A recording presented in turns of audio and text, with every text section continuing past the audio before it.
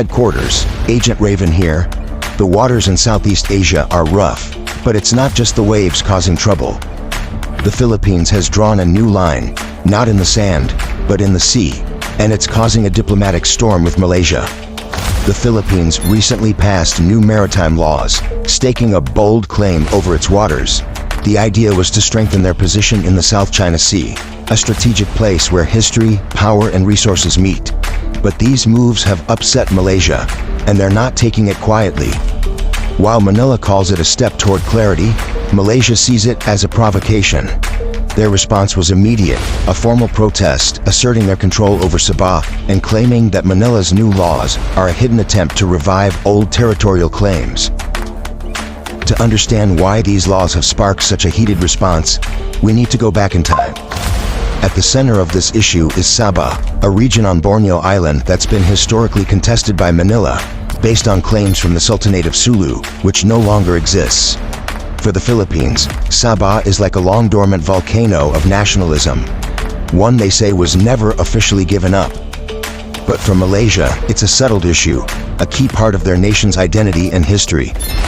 But this isn't just about Sabah, it's about the entire South China Sea, a huge strategic battlefield where power and resources are at stake. China, the Philippines, Malaysia, and others are all competing for control of these waters. Whoever holds this territory controls important shipping lanes, fishing grounds, and untapped oil reserves. China's presence is huge, with its controversial 9-line claim. This has forced countries like the Philippines to set their own boundaries, but those lines overlap with Malaysia's, leading to more tension. In response to the new maritime boundaries, Malaysia is standing firm. Top officials are making it clear, Sabah belongs to them, and any move by the Philippines that suggests otherwise is crossing a line.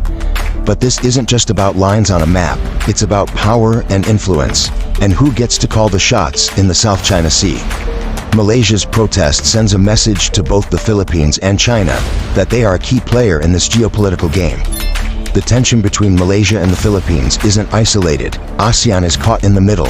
Each country has its own interests, and the South China Sea dispute is testing the unity of the region.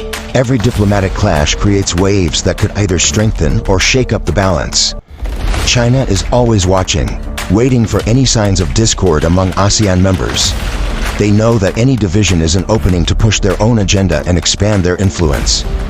The Philippines' bold moves could either unite the region against China's advances or deepen the divisions. Where things go from here will decide the future of the region. Negotiation and diplomacy are the only paths forward, but it's not going to be easy. Manila and Kuala Lumpur will need to find common ground if they don't want a bigger power to take advantage of their conflict. But make no mistake, each nation has its cards, and they're not showing them all. The game is far from over, and every move counts. Agent Raven. This is Agent Raven, signing off.